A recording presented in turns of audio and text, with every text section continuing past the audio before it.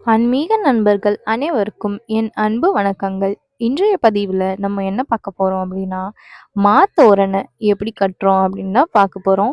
எங்கள் வீட்டில் மாமரம் இருக்கிறதுனால அதுலேருந்து ஒரு 11 இலை எடுத்துகிட்டு வந்து பறித்து இப்படி நான் தட்டில் வச்சுருக்கேன்.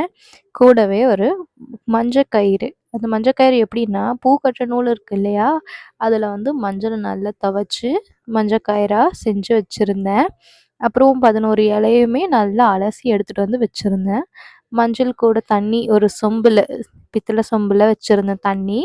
கூடவே மஞ்சள், குங்குமம் வச்சிருந்தேன். அதில எல்லாத்துக்குமே வந்து 11 இலைக்குமே நம்ம கழுவி வச்சிருந்த 11 இலைக்குமே மஞ்சள் முதல்ல வச்சுக்கலாம். ஒண்ணு ஒண்ணா வச்சுக்கலாம். நாங்க வந்து வெற்றிலை செடியுமே வச்சிருக்கோம். ஒரு வாரம் மாத்தோரணை கட்டினேன்னா, அடுத்த வாரம் வந்து வெற்றிலை தோரணை கட்டுவேன். வெற்றிலை அந்த பதிவிலே பார்த்துருப்பீங்க. முதல் வீடியோ காணொளியில வந்து வெற்றிலையும் இருக்கும், மாவும் இருக்கும்.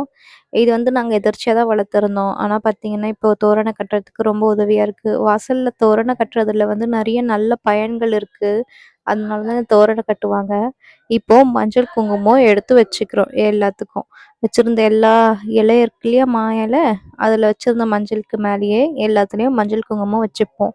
மா இலை எதுக்காக தோரணம் கட்டி வாசல்ல வைக்கிறோம் அப்படின்னா, மகாலட்சுமியோட அம்சம் பொருந்தியது மா இலை. இதில வாசம் செய்றதாக சொல்றாங்க. அது மட்டும் இல்லாம நோய் நொடிகள்லேருந்து காக்கும் அப்படின்னு சொல்றாங்க. இப்போ மா இலை கட்டுறோம்னா 11 வருஷம், 9 வருஷம் அந்த மாரி கட்டுறோம் இல்லையா?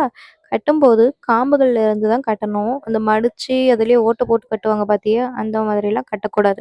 அதே மாதிரி கட்டும்போது இலைகள் வந்து நல்லா சுத்தமானதா இருக்கணும். எந்த பழுதும் இல்லாதது, ஓட்டையா, பூச்சரிச்சது இல்லாததா நல்ல மா இலையா பார்த்து எடுத்து கட்டிக்கணும். இந்த மா இலை தோரணை ஒரு வாட்டி கட்டுறாங்க அப்படின்னா, அடுத்த விசேஷம் வர வரைக்கும் எடுக்க மாட்டாங்க. எதுக்காக அப்படின்னா, யாருக்காவது உடம்பு சரியாம போச்சு, வறட்டு இருமல் வந்திருக்கு அப்படின்னா, அந்த வாசல்ல இருக்க ஒரு மா இலை, காஞ்ச இலைய பிடிச்சு தண்ணீல கொதிக்க வச்சு குடிச்சோம் அப்படின்னா, அந்த வறட்டு இருமல் இருந்த இடமே காணாம போயிடும். அடுத்த காணொளியில வெற்றிலை தோரணை கட்டுவோம். இந்த தோரணை எப்படி இருந்தது சொல்லி கமெண்ட் பண்ணுங்க.